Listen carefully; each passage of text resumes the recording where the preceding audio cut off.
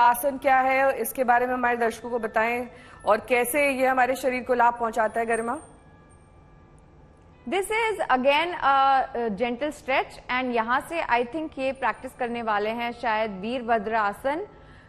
Once again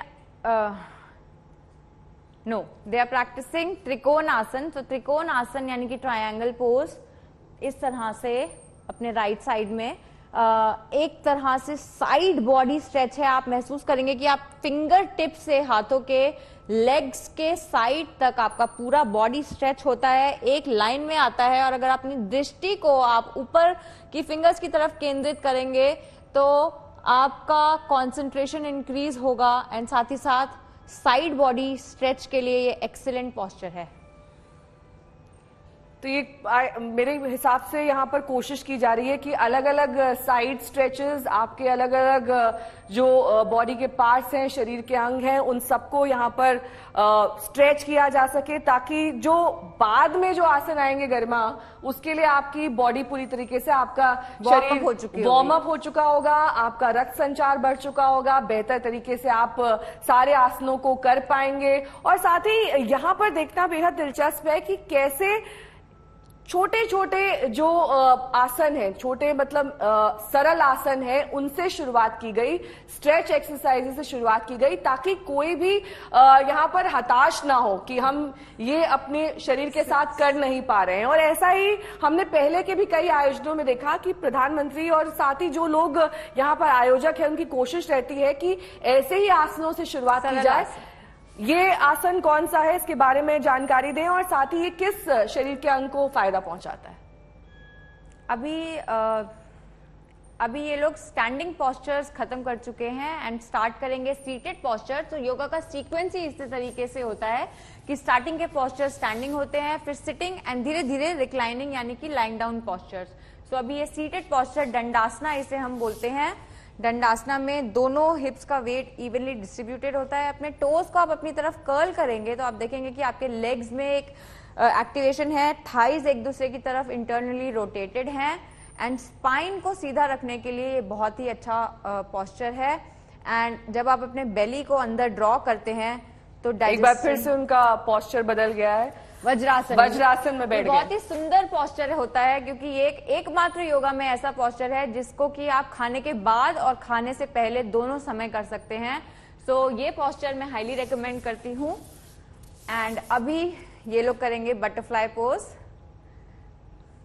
इसके क्या लाभ हैं गरिमा? इससे वंस अगेन हिप्स के लिए बहुत ही अच्छा है क्योंकि हिप ओपनर एक तरह का ये है। बहुत सारा ट्रैप्ड जो हमारा स्ट्रेस होता है, इमोशंस होते हैं, वो एक्चुअली हम अपने हिप्स में स्टोर करते हैं और ये हमें पता भी नहीं होता। तो हिप्स की ओपनिंग के लिए भी ये एक्सीलेंट पोस्चर है।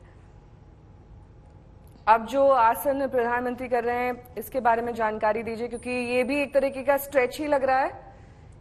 ये स्ट्रेच के लिए आसन है। यस, ये माइल्ड स्ट्रेचेस कर रहे हैं और सीटेड पोस्चर्स में धीरे धीरे एक पोस्चर से दूसरे पोस्चर में स्मूथ ट्रांजिशन हो रहा है। वंस अगेन वज्रासन में आप एवरी डे 20 से 30 मिनट के लिए भी बैठ सकते हैं एंड धीरे धीरे आप देखेंगे कि अगर आपको स्टमक और डाइजेशन से रिलेटेड किसी भी तरह का डिसऑर्डर है तो वो सब ठीक होता है। वेरिकोस वेन्स के लिए भी ये बहुत अच्छा है। इंसोम्निया की प्रॉब्लम दूर होती है। डाइजेशन के लिए बहुत अच्छा है। पाचन शक्ति बढ़ जाती है एंड साथ ही साथ जितना भी आपके पैरों में लिम्फेटिक ड्रेनेज है उसको ये स्मूथ करता है, उसको ये स्ट्रीमलाइन करता है। एक बार फिर इनका जो पोस्चर है वो बदल गया है। अब ये कौन सा पोस्चर है, किस आसन की ओर ये प्रधानमंत्री बढ़ रहे हैं?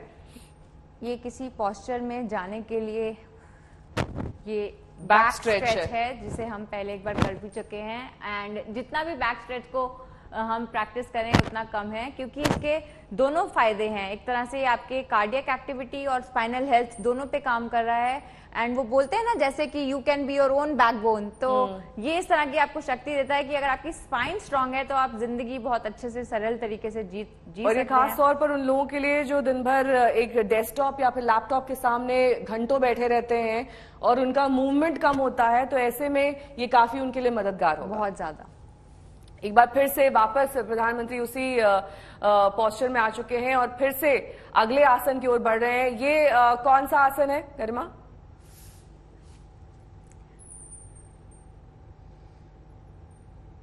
अब ये जा रहे हैं बाल आसन की तरफ वज्रासन से। तो अपने लेग्स को इस तरह से हम ओपन करके स्पेस देंगे थोड़ा सा, और धीरे धीरे हैंड्स को सामने स्प्रेड करते हुए अपने फोरहेड को फ्लोर पे,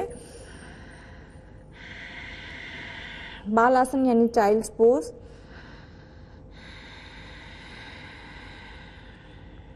और लंबा गहरा सांस लेंगे और धीरे धीरे स्पाइन को एक ही लाइन में रखते हुए वापस आएंगे। तो मैसूर पैलेस से सीधी तस्वीरें आप प्रधानमंत्री की देख रहे हैं। ये इस वक्त बाल आसन में, जो कि आमतौर पर हम गरिमा देखते हैं कि आसनों के बीच में किया जाता है, ताकि आप एक आसन से जब दूसरे आसन पे जाते हैं तो आपके जो तमाम अंग हैं उनको आप रेस्ट भी दे सकें, उनको स्ट्रेच दे सकें और अगले आसन की ओर बढ़ सकें। तो अब अगले आसन की ओर प्रधानमंत्री बढ़े। उस बीच हम देख सकते हैं कि कई सारे रेपिटेशंस भी यहाँ पर हैं, ताकि उन लोगों को समझ में आए जो कि बिगिनर है, क्योंकि इसमें कई लेवल का योगा भी समझना होगा। एक beginner level, intermediate level, advance level, sub level का योगा धीरे धीरे करके आएगा। लेकिन अभी तो बहुत ही बेसिक योगा से शुरुआत हुई है, जिसे हम बिगिनर्स लेवल भी कह सकते हैं। अब ये कौन सा आसन है, इसके बारे में हमारे दर्शकों को बताएं। आई थिंक अब ये करेंगे एक एल्बो स्ट्रेच। सो एल्बोज को ओपन करने के लिए, इस तरह से एल्बो जॉइंट को ओपन करने के लिए बहुत ही अच्छा है। शोल्डर्स ओपन होते हैं, एक्सटर्नल रोटेशन होता है पूरे के पूरे शोल्डर जॉइंट में, एंड इस तरह से होल्ड करने से वंस अगेन स्पाइन को आप देख सकते हैं कि कितना ज़्यादा स्ट्रेच हो रही है ऊपर की तरफ, इलोंगेट होती है स्पाइन। स्पाइन की हेल्थ बहुत सपल रहती है, स्पाइन का जो फ्लूइड है वो मेंटेन रहता है, उसको सपल और सॉफ्ट रखने के लिए।